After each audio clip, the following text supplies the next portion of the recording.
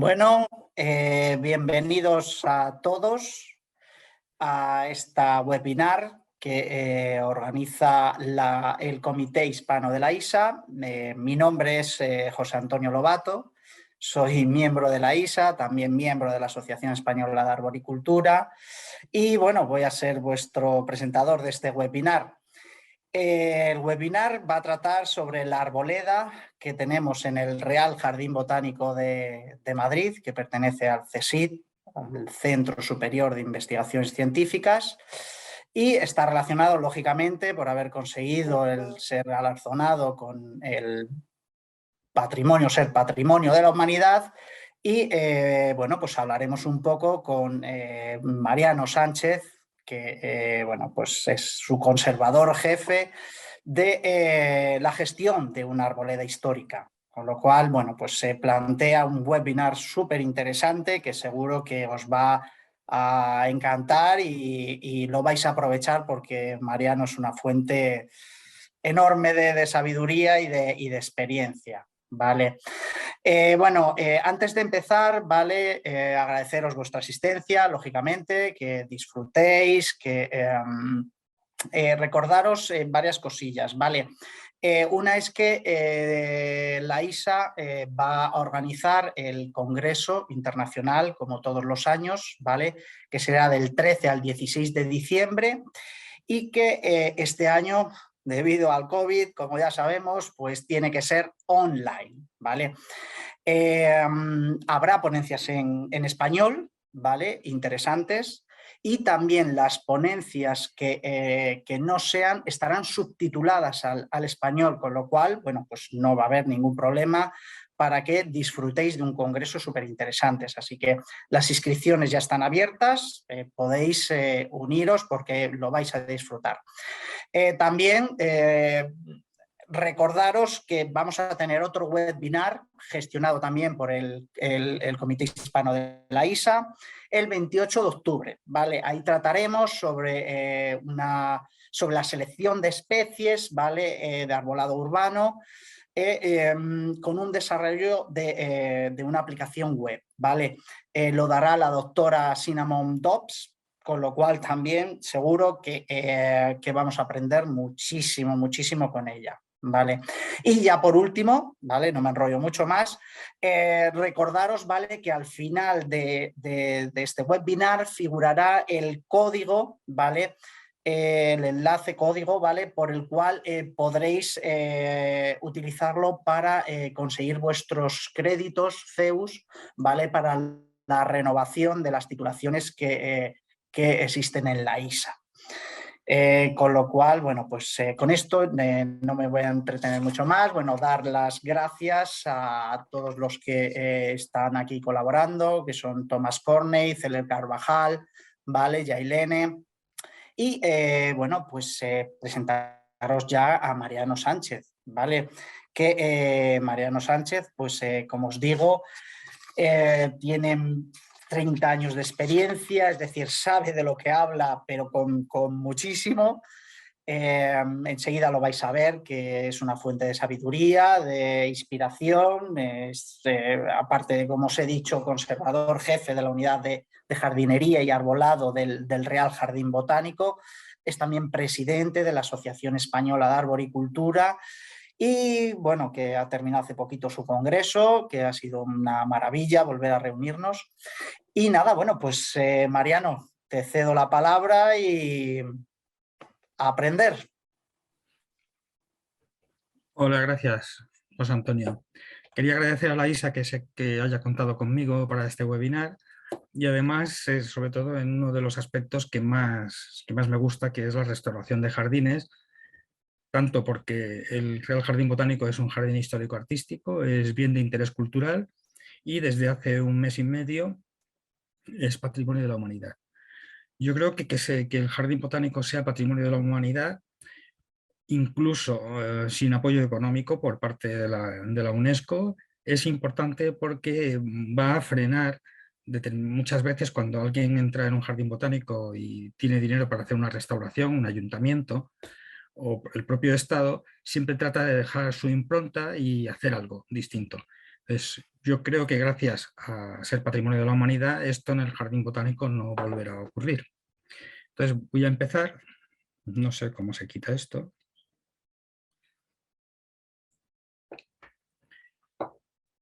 Entonces, en realidad, aunque voy a hablar como jardín histórico-artístico y como bien de interés cultural y patrimonio de la humanidad, en realidad muchas de las cosas que os voy a contar sobre la gestión y cómo se hace el trabajo en un jardín histórico se puede aplicar a un jardín heredado o un jardín antiguo sin necesidad de estas, digamos, categorías mayores como son las de patrimonio de la humanidad.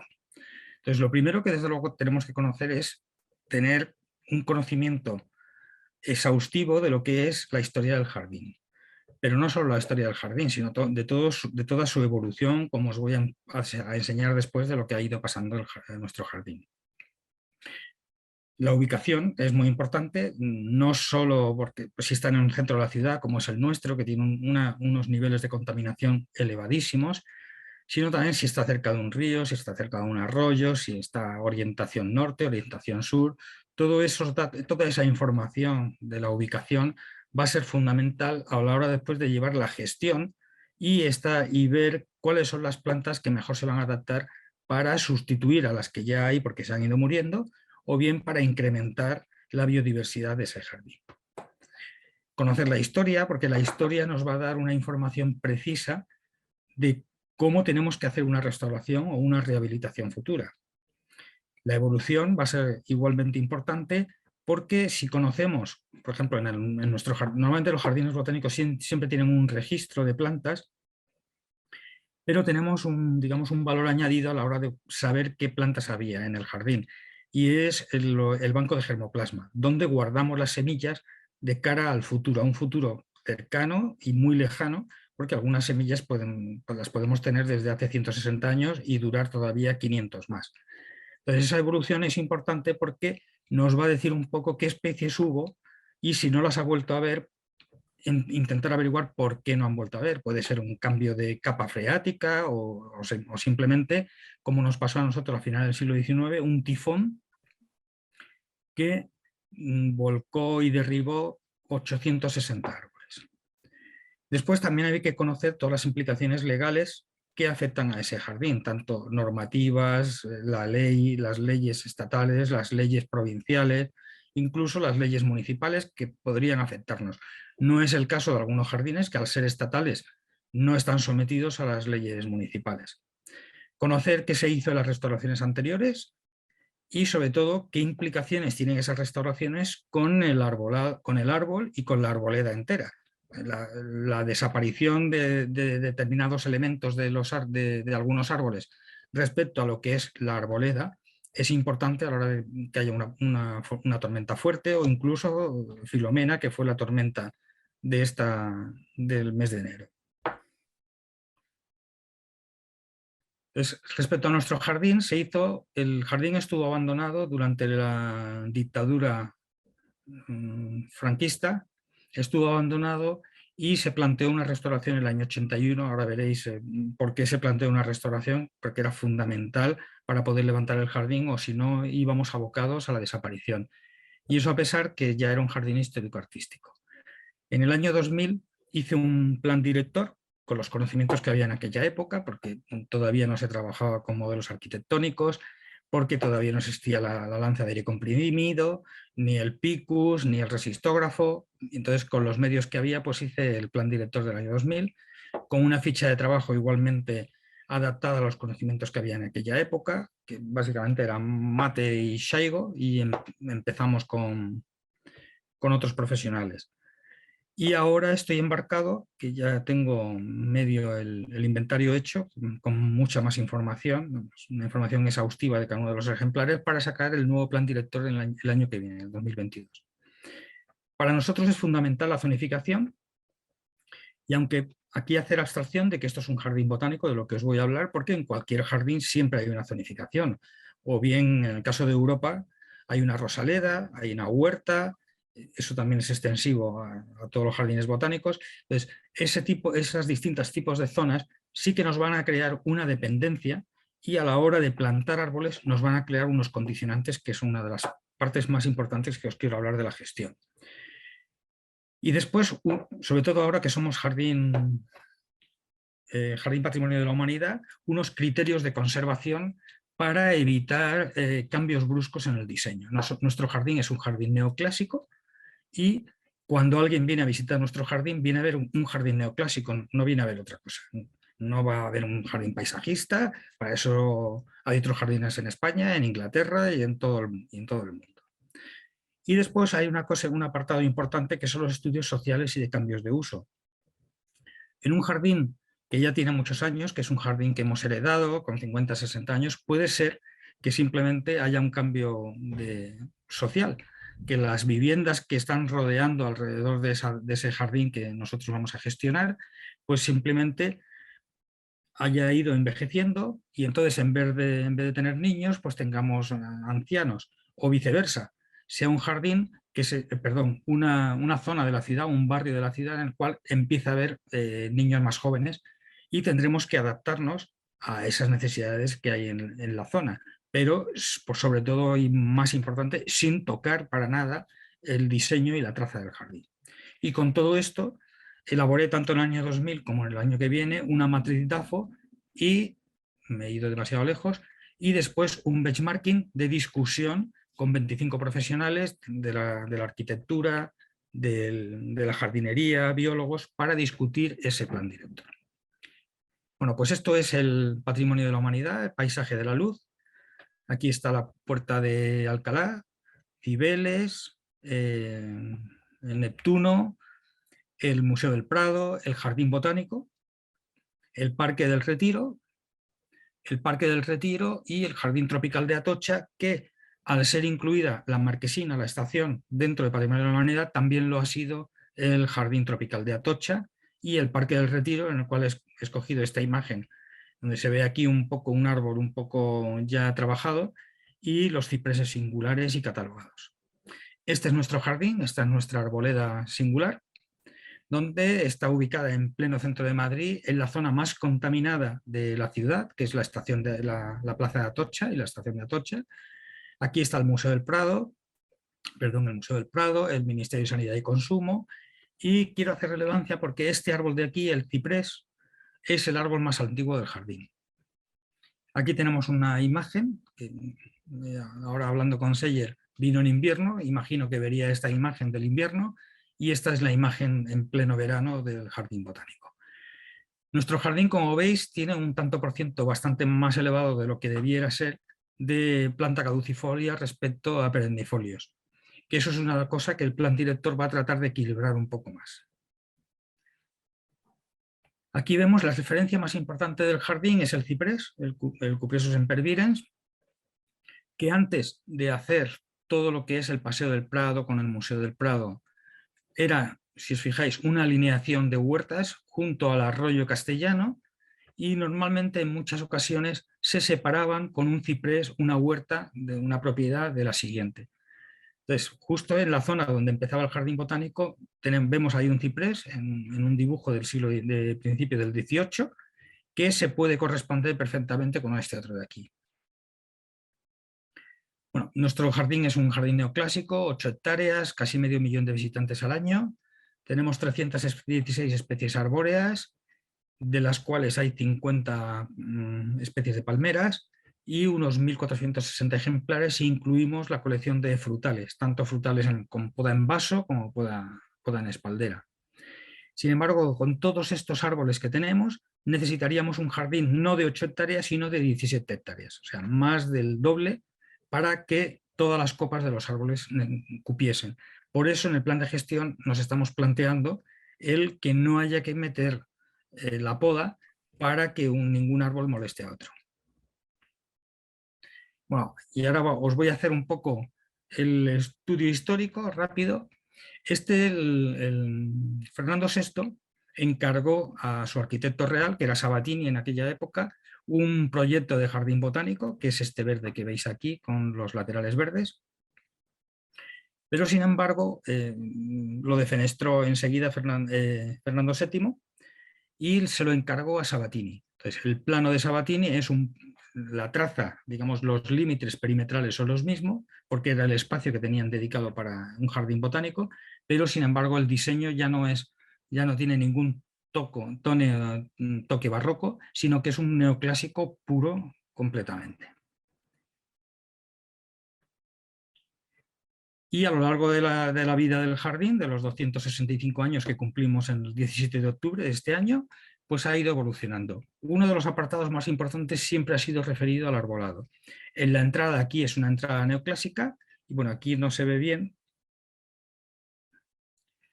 Bueno, 80 años después ya aparece un óvalo en la entrada del jardín para recibir, sobre todo recibir a los visitantes, porque con el diseño anterior no cabía.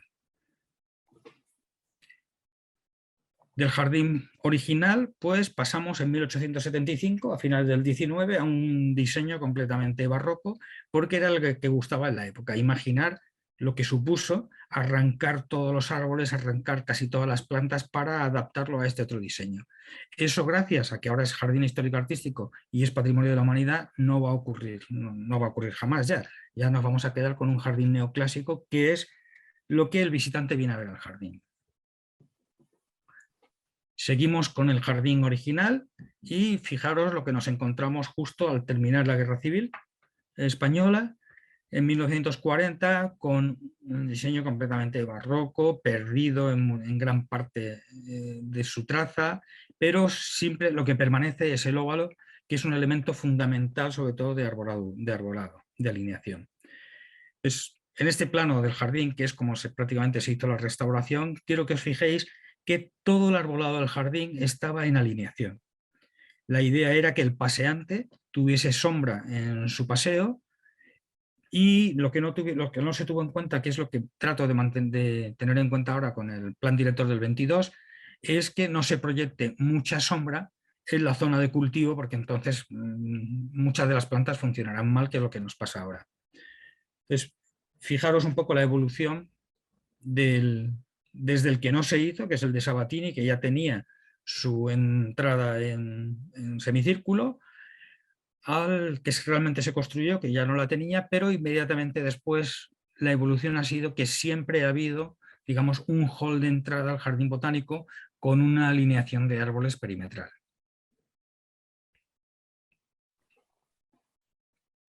Entonces, todo esto han sido desastres, que es la historia, que es lo que tenemos que tener en cuenta cuando vamos a entrar en un jardín y tenemos que ver qué es lo que ha pasado con su arbolado.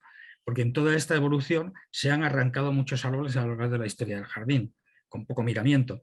Y es importante saberlo porque tenemos que ver a la hora de de hacer un plan director y un plan de gestión, es ser aprobado por el ministerio para que, digamos, lo bendiga y sepamos realmente que ese va a ser el futuro del jardín. Entonces, abajo, aunque no se ve porque tengo esta pieza que no sé quitarla, debe lucharse por la idiosincrasia del jardín y por mantener un jardín neoclásico. Pensar que cuando viene un americano, bueno, del norte, del sur o del centro, o un asiático a ver el jardín, viene a ver un jardín neoclásico, no viene a que alguien le haya modificado alguna parte del jardín. Después, una parte importante que, fijaros que lo trabajó Bernabé Moya, un miembro de la Asociación de Arboricultura, es la Ley de Patrimonio Arbóreo Monumental, pero solo aplicada a la Comunidad Valenciana, a las 3 provincias valencianas. En él se trata de garantizar la protección, conservación, difusión, fomento, investigación y acrecentamiento del patrimonio arbóreo. Aquí faltaría poner biodiversidad, sobre todo biodiversidad de la Comunidad Valenciana. Esta ley ha ido pasando hacia los ayuntamientos, ha ido descendiendo a los ayuntamientos y son muchos los ayuntamientos que la tienen también aprobada. Pero lo más importante de trabajar, no ya porque este sea un jardín histórico-artístico o patrimonio de la humanidad, sino porque debiéramos aplicarla siempre que entremos a un jardín heredado, a un jardín ya consolidado. ¿Y qué vamos a hacer? Es la Carta de Venecia, que es antigua del año 64, sobre conservación de monumentos y conjuntos histórico-artísticos. Pues en Europa, la verdad es que no sé cómo funciona en Latinoamérica, en Europa muchos jardines están considerados como monumentos. Incluso hay legislaciones, en la española es una de ellas, que considera determinados árboles singulares como monumentos, con lo cual se puede aplicar la Carta de Venecia para protegerlos. Bueno, aquí vemos el artículo 3, la conservación y restauración de monumentos tiende a salvaguardar tanto la obra de arte como el testimonio histórico. O sea que tenemos que ver que tenemos que defender el jardín con la traza que tiene ahora, pero también ver un poco el testimonio histórico de a lo largo de la vida que ha pasado, que es lo que se hizo en la restauración del jardín. Y ya posteriormente la Carta de Florencia del año 82, que es solo para jardines históricos. Aquí podéis quitar históricos y poner jardines consolidados, porque realmente nos va a venir muy bien para trabajar un jardín ya consolidado y evitar que determinadas manos hagan modificaciones importantes y destrocen parte de ese patrimonio arbóreo. Entonces el artículo 4 ya nos está diciendo qué es lo que tenemos que proteger. Tenemos que proteger su trazado, que afortunadamente es, digamos, es ley, pero sin embargo aún así hoy día se modifican trazados históricos. Sus masas vegetales, especies, volúmenes, juego de colores, distancia y alturas. Entonces, esto es muy importante porque nos va a permitir el seguir con esas masas vegetales y conforme se vayan desapareciendo, saber cómo tiene que ser nuestra actuación y cómo tiene que ser nuestra gestión a la hora de trabajar las nuevas especies y los nuevos ejemplares que vayamos a introducir. Entonces, esto es aplicando en la restauración del jardín, se hace en el año 77, luego existía la Carta de Venecia, pero no existía la Carta de Florencia de Jardines Históricos. De hecho, ¿por qué se empezó a trabajar la restauración del jardín? Pues porque era un desastre absoluto. Después de la Guerra Civil, allí no había nadie que conservase absolutamente nada. Si mentalmente recordáis cómo era la traza del jardín, veréis que aquí está completamente perdida. Y no solo eso, sino que se empezaron a poner caminos que antes eran de arena, de macadam, caminos artificiales completamente en un jardín histórico, y eso fue, digamos, el inicio, el pistoletazo de salida para hacer una restauración correcta del jardín y no esto que era un apaño de modificar la traza histórica. Entonces, a pesar de que la Carta de Florencia es del año 81, la restauración se inicia en el año 77, ya se aplicaron, como vamos a ver en las diapositivas, mucho de estos, digamos, obligaciones. Bueno, obligaciones no, porque no es ley, simplemente es una carta de recomendación, pero que en algunos países, sobre todo en España, se tiene muy en cuenta. Entonces, siempre en la Carta de Florencia se habla con respeto al arbolado. El arbolado es fundamental porque es el eje del jardín. Entonces, cuando empezaron a hacer esos caminos y una pérgola de metacrilato, casualmente apareció el conservador, mi equivalente de Kew Gardens, con unos podadores y vio lo que se estaba haciendo allí de terciar los árboles, hacer caminos artificiales completamente. Y entonces fue cuando el Ministerio de Cultura inició la restauración correcta del jardín. Y apareció Kenneth Allen, un podador, que nos enseñó pues en el año 80, creo, en el año 83, creo, vino y empezó a darnos curso de poda de trepa. Y entonces, bueno, era un curso de poda sin mucho seguro, con cuerda. Las cuerdas en aquella época eran de esparto en algunos casos, las de tiro, y se inició la nueva arboricultura en España. Unos años después fue cuando surge la Asociación Española de Arboricultura. En el año 81 ya se hace el primer inventario vegetal, sin ninguna toma de datos, simplemente género, especie y situación. Mirad lo que se encontraron en el año 77 y lo que esto es del 2020, ya la traza neoclásica, ya con muchos años de establecimiento y con un futuro estupendo gracias a ser patrimonio de la humanidad. Aquí se puede ver cómo que era el pavimento con hormigón, porque se ven las juntas de dilatación. Y esto era lo que se encontraron y lo que empezaron a hacer. Empezaron a recuperar las fuentes de cada una de las figuras que representaban las escuelas botánicas. En unas estaban las magnoliáceas, en otras coníferas, las compuestas, las liliáceas, y se empezó a trabajar el jardín. Con un abandono absoluto del jardín. Esta es la sección de Atocha, que también es su jardín tropical, es patrimonio de la humanidad, con aplicaciones antiguas de aquella época que se daban de mástic o bien se quemaba con un soplete de fontanero para evitar los hongos que abandonasen, pero vamos, ya estaban allá abajo. Y sobre todo, fijaros bien en los terciados, casi todos los árboles se terciaron Se recuperaron los niveles antiguos.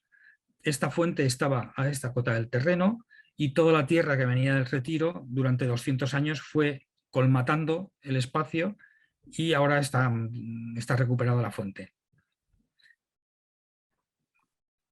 Estas fotos han sido muy importantes para nosotros porque en este camino hay 3 árboles singulares. Aquí veis el ciprés, que tiene 325 años, y en otra diapositiva veremos la Zelkova carpinifolia, que a pesar de tener solo 180 años es el árbol más alto del jardín.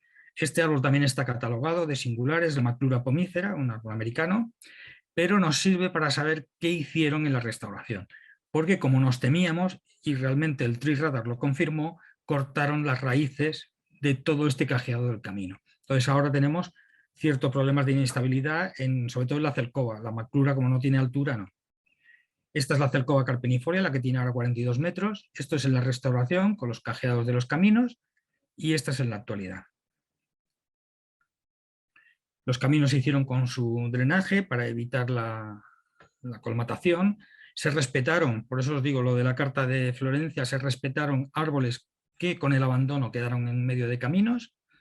No todos, o sea, algunos se quitaron, pero otros sí que permanecen en la actualidad y ya se quitarán pues cuando se mueran, pues será el momento de cambiar. Aquí, si os fijáis, un ciprés en medio del camino. Este pino tiene 140 años, está catalogado de singular y también en medio del camino. Filomena le ha afectado bastante, no he puesto imágenes de Filomena, pero le ha roto un par de ramas. Aquí es la plantación de bojes para el jardín neoclásico. Esto es como estaba, así las fuentes por ahí abandonadas, sin saber qué era, como podéis ver aquí, y esto es en la actualidad, bueno, no, perdón, no es en la actualidad, también es antiguo, con una planta invasora que las hemos ido quitando todas para cumplir los convenios internacionales. ¿Veis? Aquí está el ciprés, aquí la Zelkova y aquí el cajeado del camino. Entonces lo que hicimos fue en el año 2000 un inventario del arbolado, con una ficha específica con cada uno del estado, con sus fotos, con unas directrices de conservación de cada uno de los ejemplares, que después veremos los criterios. Bueno, voy bien de tiempo. Unas directrices de conservación de cada uno de los ejemplares, pero esas directrices de conservación de cada uno de los ejemplares no solo venía la información del ejemplar que hice la ficha, sino también de los ejemplares que estaban adyacentes. Porque la idea era que si a la hora de tener un ejemplar había 2 o 3 alrededor que podían molestar, si era una especie de liófila, podía darle sombra, definir cuál de los 3 era el importante, por eso establecimos unos criterios, para a los otros, si había que podar algún ejemplar, que fuese el que no iba a ser catalogado singular, para respetar en todo lo posible el catalogable. Y después hicimos un catálogo junto con la Comunidad de Madrid y el BOCAM, el boletín oficial, de establecer los árboles singulares que considerábamos tanto nosotros como en la Comunidad de Madrid. Y con unas directrices de suministro. Y después hicimos unas directrices de suministro de planta para que no nos viniese planta ni terciada, ni poda en vaso, con un buen cepellón, unas directrices de plantación, cómo se tenían que plantar los árboles, para que en ningún momento dependiese del técnico o del jardinero mayor que hubiese en el momento, sino que hubiese una referencia escrita de cómo se tenían que hacer las plantaciones en el jardín, con los problemas que tenemos nosotros, que es que prácticamente el subsuelo está compactado después de 265 años.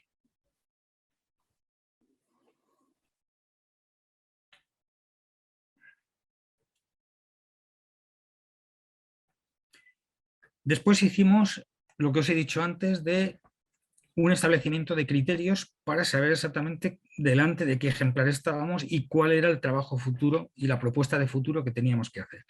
Entonces, por supuesto, el primero, la categoría biomecánica, para saber cuando se abriese el jardín al público qué problemas nos podíamos encontrar, si podía caerse, si no podía caerse. Todas esas categorías que establecimos era del 1 al 5, como se hace hoy día, y unas soluciones propuestas para cada uno de los ejemplares. Establecimos la categoría de función, ¿cumple alguna función ese ejemplar en el jardín? Porque claro, después del abandono lo que sí nos encontramos es que a lo mejor había 32 ejemplares de una misma especie, que para un jardín botánico eso no debe ser. O sea, debe haber un máximo de 5 o de 7 ejemplares por especie, teniendo en cuenta si la especie va a ser monoica o dioica, incrementando un poco más el número de ejemplares dioico para que siempre tengamos frutos, macho y hembra, tener frutos y poder recoger semillas para el banco de germoplasma.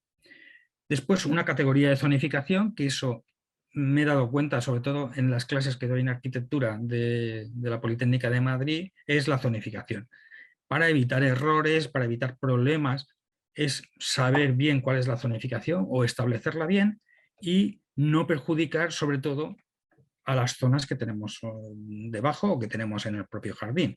Si nosotros en el jardín botánico, creo que no tengo la lista, tenemos una rosaleda, una huerta, una colección de endemismos, una colección de bosque de ribera, todo eso, una colección de helechos, tenemos unas zonas con unas necesidades. O sea, en el caso de los helechos, pues la necesidad es de sombra fundamentalmente. Sin embargo, en el caso de huerta, la necesidad es de sol. Procurar que ninguna de esas zonas se vea perjudicada por el futuro arbolado que vayamos a introducir. Y después está la categoría paisajística, que aunque en el jardín botánico el último terciado que se hizo fue en 1975, ya después hemos hecho podas correctas dentro de lo posible y de los conocimientos que había en las distintas épocas. Sí, una categoría paisajística que en el caso de España, dado los problemas, el principal problema son los terciados, se fundamentaba en cuántos terciados se le habían hecho a los ejemplares, porque esos habían perdido el porte completamente, podían tener pudriciones, pero eso ya afectaba a la categoría biomecánica. Pero sobre todo es que un jardín botánico, y debieran ser así todos los jardines, no solo los botánicos, tenemos que representar el porte genético de la especie, lo posible. Entonces, claro, un árbol terciado 3 veces, pues poco le va a decir a unos alumnos de biológicas o de montes o de agrónomos de cómo es el árbol. Si tiene porte ovoide, si tiene porte columnar, porte aparasolado, porque claro, con tanta poda eso se ha perdido. Y entonces, ¿qué propuesta de futuro va a tener esos ejemplares? Para que os haga, todo va del 1 al 5 con las categorías e imaginar que biomecánicamente tiene un 1, con lo cual está perfectamente, no tiene ningún riesgo. Entonces, cualquier otra categoría que tenga un 5, o sea, habría que retirarlo, no se va a retirar porque lo único que prima es el riesgo. Entonces, ya sabemos que no cumple ninguna función, que hay 35 ejemplares de esa especie, que está dando sombra en la huerta y que paisajísticamente tienes 3 terciados. Entonces, no se va a tocar, cuando se muera se retira. Sin embargo, en el momento que tenga una categoría mecánica de 3, 4 o 4, pues entonces sí que se retirará porque tiene un elenco de otros criterios bastante que están molestando a las otras zonas del jardín. Entonces, a la vez tuvimos que hacer el plan de uso, de protección, uso y gestión del jardín y, como podéis ver aquí, en lo que está subrayado, en cuanto al arbolado y sus funciones de conservación, solo cabe decir que para el Real Jardín Botánico CSIC el Convenio de Biodiversidad CBD de 2001 es fundamental y para ello el jardín debe incrementar el valor cualitativo de su colección de árboles. Esto viene a cuento porque hay algunas legislaciones anticuadas de jardines históricos que obligan a que si un árbol de una especie se ha muerto, reponer de la misma especie para conservar la unidad del jardín. Pero claro, esto hay que tener en cuenta el cambio climático. O sea, no tiene sentido que un árbol, que en el caso de Madrid, la falta de humedad en verano lo está machacando y lo va a matar, volver a poner cuando se muera otro árbol de la misma especie porque va a tener el mismo fin. Entonces, esto conseguimos cambiarlo en la legislación de la Comunidad de Madrid y lo digo por si alguno tiene algún problema con este tipo de gestión, hay que explicarlo claramente de por qué no se puede reponer la misma especie. Esta es la traza histórica del jardín botánico, este es el jardín actualmente, una acuarela que hicimos. Aquí está la celcoba, el ciprés, entonces todo lo que está fuera de esta traza, pues digamos que podemos tener permiso del Ministerio de Cultura para hacer otro tipo de jardín. Por ejemplo, esta zona de aquí es el jardín de invierno, que tiene un tono paisajístico, pero el resto es neoclásico puro. El plan director del 2022, el del año que viene, pues tiene cambios. En el caso concreto de los criterios de elección de especie, pues vamos a ser muy exigentes en qué especies son las nuevas que vamos a introducir para que no molesten en las zonas, en la zonificación que os he dicho. O sea, si tenemos que introducir un ejemplar, una especie nueva que nos ha venido porque esa familia no la teníamos en el jardín botánico, pues tenemos que buscarle un sitio que, si es de porte aparasolado o ovoide, no dé sombra en la huerta, porque malamente vamos a tener una huerta decente si le hemos plantificado un árbol que va a vivir 120 o 140 años dando sombra constantemente. Entonces ya cada una de las posiciones que nos dejó Villanueva de dónde estaba el arbolado tiene sus propios criterios, de tal forma que en el caso de la huerta y orientado al oeste no se va a poder poner un árbol ovoide de 40 metros de altura porque nos va a dejar sin huerta. Entonces todos esos criterios son los que hemos ido metiendo en las fichas. Aparte de hacer un pliego de suministro mucho más severo que el del año 2000, un pliego de plantación igualmente severo por los problemas de compactación que tenemos en el suelo y de armilaria, y un pliego de conservación mucho más estricto para evitar que dentro de 40 años el técnico o el jefe del jardín que caiga por ahí, pues se le ocurra hacer un terciado o cualquier otra cosa. Entonces,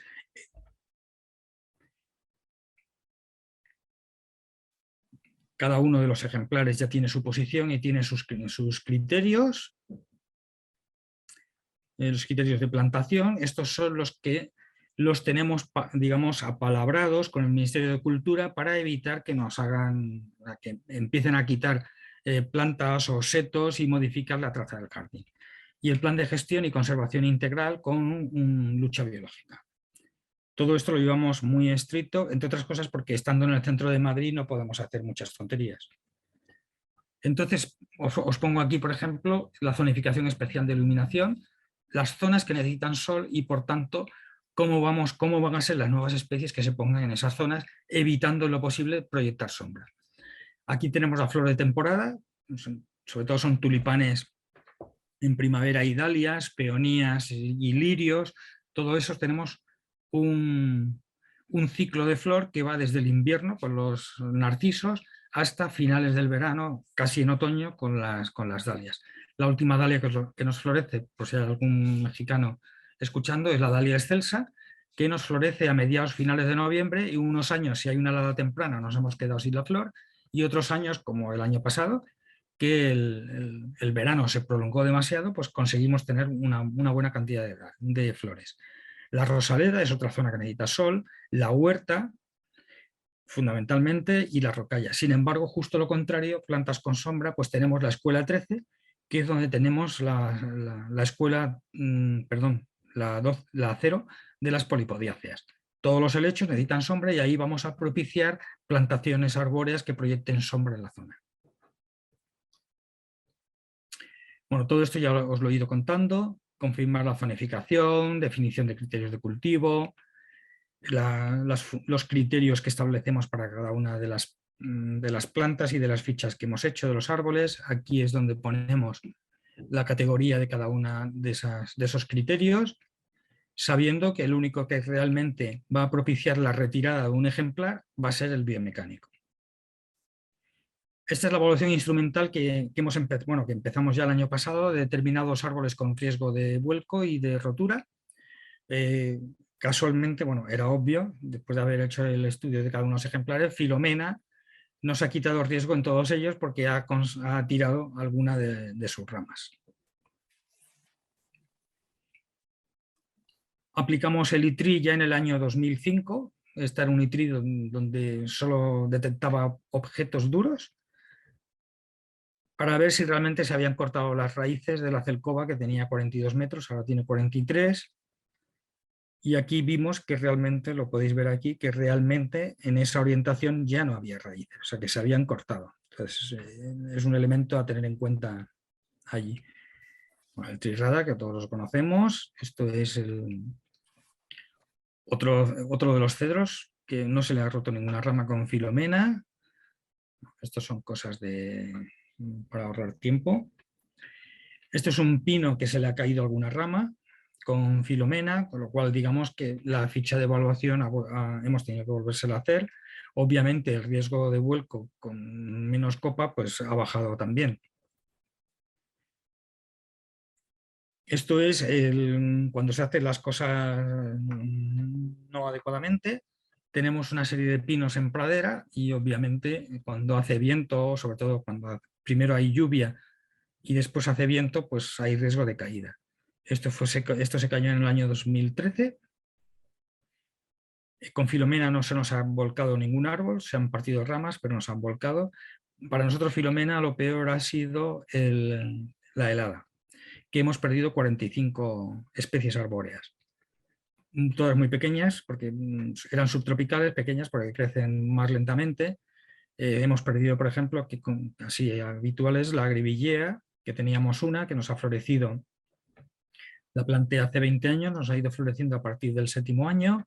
Las casuarinas, también muertas, todos los naranjos, todos los cítricos muertos por helada, que teníamos una buena colección.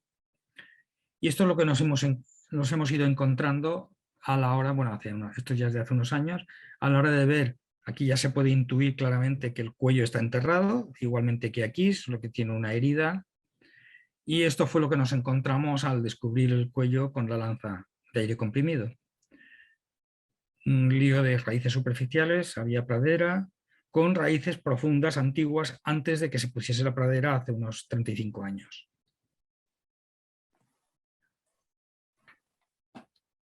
Entonces, lo que es importante para el arbolado y su porvenir, para no tener problemas, es tener el plano de sombras y de zonificación para saber dónde tenemos que poner cada árbol y no poner un árbol que se nos ocurra, como ya se hacía antiguamente. Nos gusta un árbol, lo ponemos en un sitio visible sin tener en cuenta si tiene necesidades de sol, si tiene necesidades de sombra o si va a molestar e impedir el cultivo de las plantas que hay debajo. Un trabajo de planificación de los trabajos de conservación adecuado a estos criterios que hemos establecido.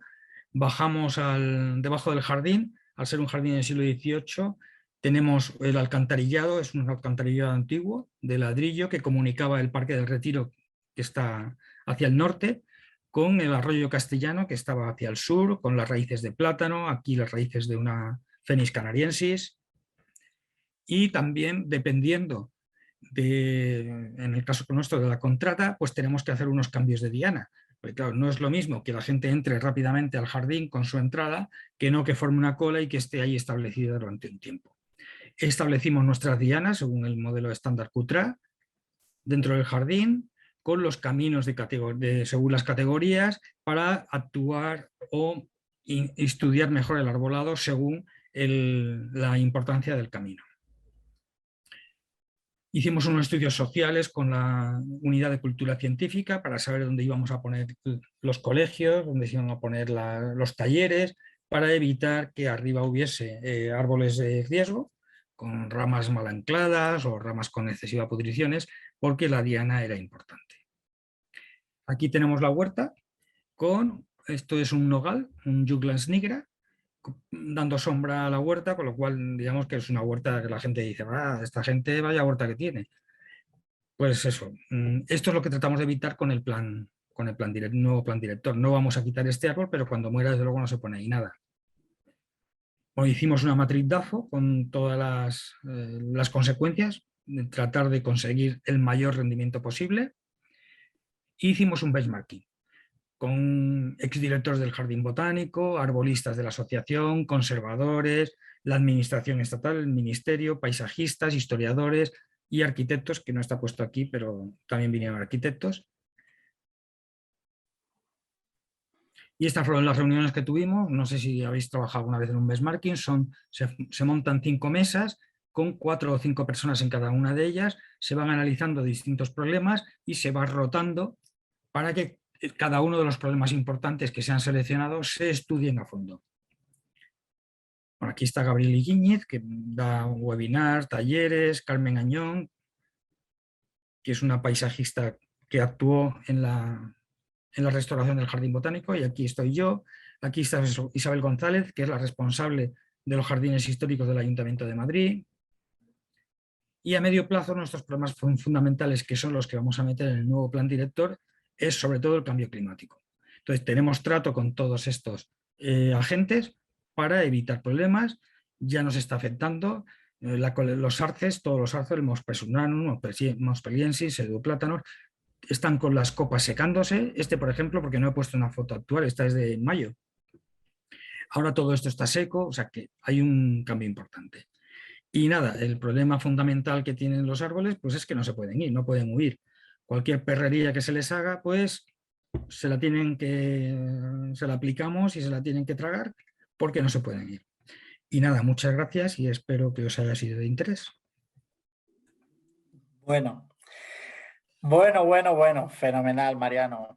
Vamos, me ha parecido fabuloso. La verdad es que hay mucha historia ahí metida y, claro, mucho avance, lógicamente. Así que, bueno, vamos a ver si hay alguien que tenga alguna pregunta, que quiera que Mariano se la conteste. No sé, Celer, si nos oyes. Hola, ¿qué tal? Gracias a todos. Excelente, en realidad, la presentación de Mariano. No tenemos todavía preguntas, pero yo sí tengo una. No sé si me permito ahí darle una pregunta a Mariano. Bueno, el moderador no sé yo, ¿eh? Sí, sí, es broma, No, es broma. Sí, sí. el análisis individual que se realiza, ¿no? En base a estas 4 categorías, ¿no? De Sí. paisajista, ¿no? El de Función biomecánica, funcional, zonificación. y Principalmente es la herramienta que ustedes utilizan para determinar qué árbol se mantiene, ¿no? Qué árbol tiene todavía una esperanza de vida mayor. Entonces, ese criterio lo aplican, se extrapola fuera del jardín botánico, porque el jardín botánico termina siendo un ideal o un ejemplo. ¿Se puede extrapolar a nivel de árboles monumentales, singulares, patrimoniales en la ciudad también? sí, yo creo que se debiera hacer, se hace, de hecho se hace en algunos sitios. Lo que pasa es que nuestros 4 criterios no son los mismos que tiene que establecer otro jardín. O sea, nosotros, la zonificación obviamente es para todos los jardines, porque siempre tienes una zona húmeda con helechos, o bien una zona de huerta, o bien una rosaleda, o bien una dalieda. O sea, los de función, yo creo que a lo mejor en un jardín como el Retiro, un jardín de paseo, no es necesario, porque el árbol no tiene que por qué cumplir una función más que el de dar sombra o poco más. O sea, no tienen que coger semillas como nosotros, por eso para nosotros es importante la función, porque si es una especie dioica, tendremos que tener los dos géneros para poder coger semillas. Pero yo creo que la zonificación es fundamental. En España, y bueno, en España, no solo en España, en Alemania también he visto jardines que se dan autosombra, por haber escogido más las especies arbóreas, autosombra en la rosaleda o en las rocallas. O sea, una rocalla en Europa es una rocalla de sol. Entonces, poner un árbol que proyecte la sombra en una rocalla, pues es un error. Entonces, por eso creo que es importante la zonificación. De hecho, a mis alumnos de arquitectura, con que dos conceptos les meto en la cabeza fundamentales. Una es la zonificación y otra es que sepa lo que es un árbol. Porque en España, no sé si en Latinoamérica, los arquitectos usan el Deodendron, que es un libro que todos los portes tienen como 2 veces el tamaño de la persona o 3 veces. Pero, porras, una celcoba no son 5 personas, una celcoba son 25 personas. Entonces, claro, están mal representados. Entonces, es importante que sepan lo que es un árbol que crece y que realmente cuando lo diseñan y hacen un proyecto tiene que tener el tamaño real, que es como más tiempo va a estar. O sea, no el tamaño de cuando van al vivero, sino el tamaño de adulto. Muchas gracias por la respuesta. De nada, a ti, César. Celler. Pues ¿Se ha no sé animado si hay alguien? más preguntas y si no te hago yo otra también, Mariano. Venga, adelante, adelante.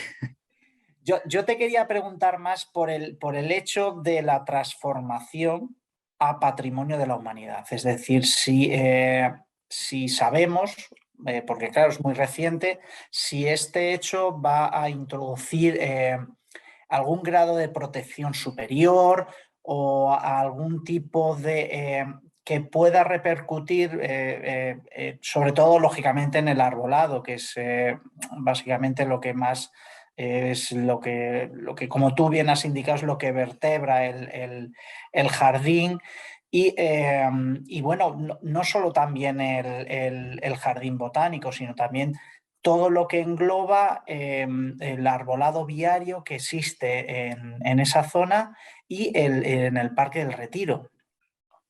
A ver, respecto a lo que es la protección de la traza, que es, digamos que como patrimonio de la humanidad hay que respetar por encima de todo, cualquier actuación que se quiera hacer requiere el permiso del ministerio, va a requerir el permiso del ministerio. Entonces, como realmente lo que va a hacer el ministerio e ICOMOS es coger la Carta de Florencia, precisamente el artículo 4, que es el que os he leído, habla de las masas vegetales. Luego no se podrá actuar sobre las masas vegetales si no es respetando lo que ya hay en cada momento.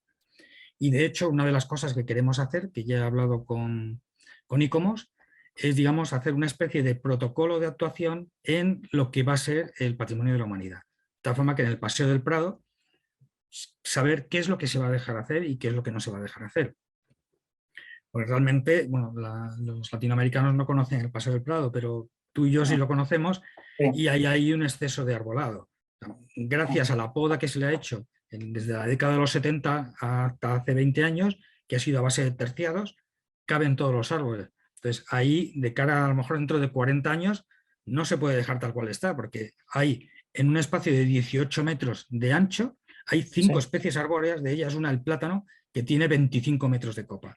Entonces, por eso la idea que queremos es, junto con el ayuntamiento, ICOMOS y el Jardín Botánico, hacer un protocolo de actuación y de conservación en el arbolado del Paseo del Prado.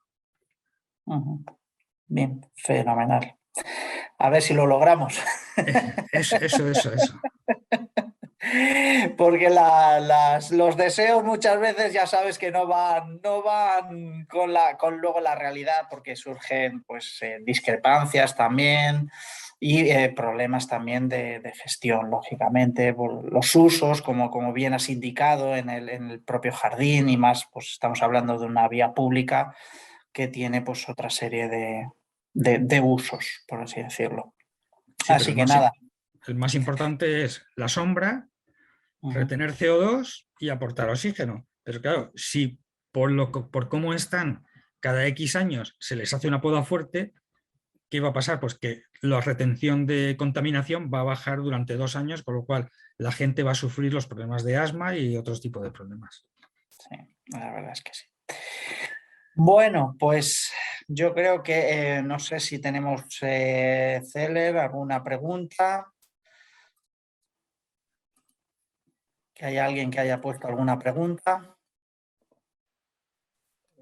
No tenemos ahorita alguna pregunta. Bueno, seguramente se animarán para hacerlas más adelante. Bueno, pues que la hagan por escrito y yo la respondo.